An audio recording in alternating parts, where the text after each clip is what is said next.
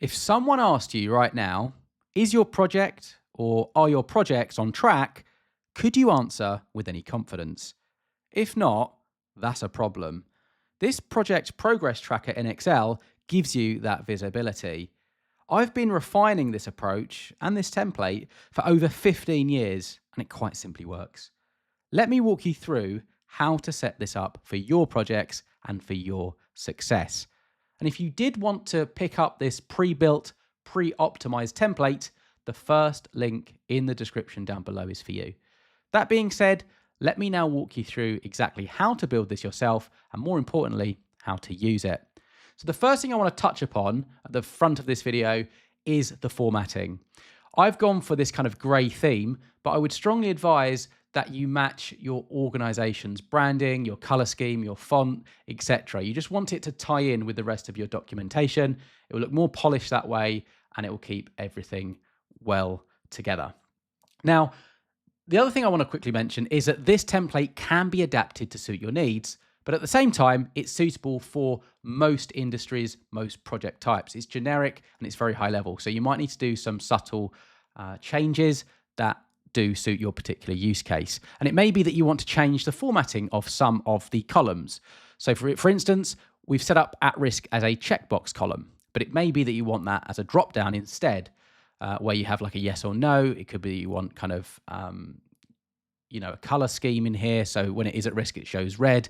You get the idea. So just bear that in mind as we go on. Now, the first thing I recommend that you do is that you give the document a title. So I've put in here Project Progress Tracker. That way, if we share this template or perhaps a completed version to any stakeholder, they know exactly what they are looking at. It's really important. It's really clear what they are. You set their expectations up front. Now, let me walk you through all of the different columns that we have, and then I'll talk about some variations of this template and how you can get it to be most useful for you in your particular use case. So I've touched upon the at risk. Now, the way this is set up at the moment is we've got this on a project per project basis with various tasks. You could set this up at just the project level. So if you wanted to do that, you could, as an example, remove column 4, and then you could just do a list of tasks. You could even do subtasks as well. So what this would essentially look like is it would be something like this.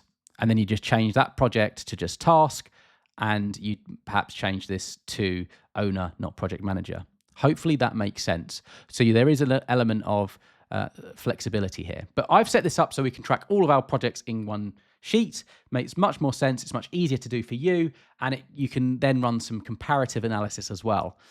Leave a comment down below if you want me to show you how we can do that. That kind of visual data visualization, how we can compare different projects, success, etc. So let me walk you through the other columns just so you understand how they've been kind of created, why we use them, and also how to kind of build them out yourself. So description is kind of self-explanatory. You could provide the project ID here, or just an overview of what the project is all about. At the same time, you can do that. You can give extra context on each task or subtask. Just make it clear what that task is all about. Usually this is more of a 3 or 4 words, and it doesn't give much information. This just gives you the ability to expand on it. So deliverable would be essentially the outcome of the project or the outcome of the task. So if we were just on the project level as an example, it could be that we are implementing a new software into a new department or at a new client as an example. And this would be just, could be just implementation for product X as an example.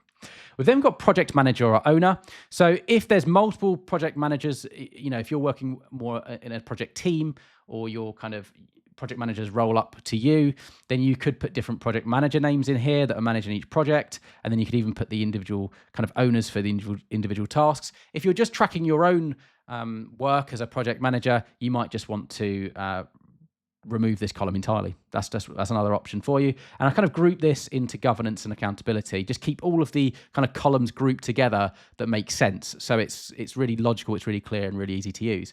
Then we've got stakeholder client. Again, this may or may not be suitable for you. It depends if you're using this on a multiple project basis, or if you're just using for one project, it might be too much. So you could just delete this column altogether. We then have various different date columns. So we've got planned start date, we've got planned end date, we've got actual start date and an actual end date. These are also known as kind of baseline dates.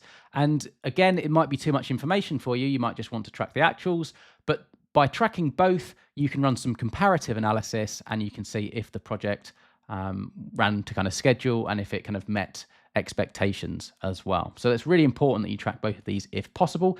We've got a duration column, and what this is essentially doing, if I just show you, it's a very, very simple formula. It is basically saying take the actual end date and kind of take away the actual start date, and that will give you a project. If I put some dates in here, let's just do this for now, and I'll just do this as 15/01/2026, 3 days. So it's just doing a little bit of math there to save you the, having to do this manually. We then got dependencies, because it may be that some projects can't start until other projects have completed. It may be that tasks can't start until other tasks are completed. So what you could do here is, the way I would do this is, it'd probably start more in this kind of row here in row 6, and then you could just put 5. So what this is essentially saying is task 2 can't start until task 1 is complete. That's how I typically use that column. Then we've got kind of a progress section. So we've got status. Now here we have a drop down, and I've set this up for all kind of rows in this column except from these here. And the status options we have are not started, in progress, on hold, overdue, and complete. You might want to add some more. It might be cancelled as an example, but these are a good based set to have. And we've got some kind of conditional formatting in here, so they are color coded. So as an example, if I kind of show you a few different options, you'll see that they kind of show in different colors. And that is very simple to set up. We just go in conditional formatting, and you basically set up some rules. So if I click manage rules, you'll see some that I've created here. It looks quite complex, but what it's basically saying is, if certain cells showcase certain information, can you be visible in a certain color. So if I just go edit rule as an example, let me just quickly walk you through it. Select a rule type, format only cells that contained the word complete, and if it does, apply the green. So that's how that kind of worked on the status column, and then I obviously set those up for all of the different status types. Then we've got priority. So again, we've got low, medium, and high. Now this again is a drop down. One thing I didn't show you is the data validation to set this up. So if you want to set up a drop down, then you just select the cells that you want the drop down to appear on. You click data, you click data validation. In the settings, validation criteria, in the allow, you select list, and then you select the range, or where those what you want to be in that list. So I've basically said anything between W4 and W6, make it an option in the drop down. So that's how this kind of works. The other way you can do it, if you didn't have this kind of table area or area to pull in the information, is instead of source being a range, you could do something like low, comma, medium, comma, high. If I press OK, you get the same result. It just depends on how you want to set that up yourself.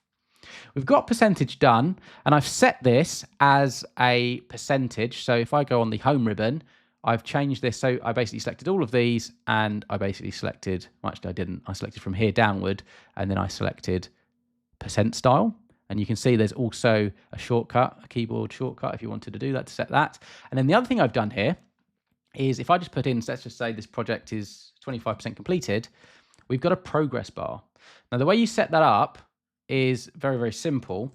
So if again, it's done via conditional formatting. So again, you'd go conditional formatting, you'd go new rule, but I'll just show you the rule that I've set up. If I select this is the data bar, click edit rule. So format all cells based on their values. We want a data bar. We want to show the bar only. The minimum is 0. We're going to change this to %, maximum % as well, 0 and then 100. We want a solid fill, the color, and then you can change the border, and then you can do things like the bar direction. So you could do left to right, you could do right to left. It depends on how you want to see it. Obviously, left to right would probably make more sense. Let's apply that just to show you, and then just do 25 or 75 or 100.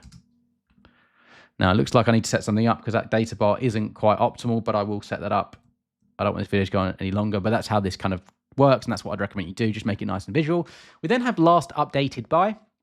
So this could be, if you're using this across the teams and multiple people are editing this document, that way you can keep track of who's making changes and when. So that can be done then. And then you've got a section at the end for comments and notes. So it could be that you want to add additional information that isn't kind of applicable or suitable to any of the other columns.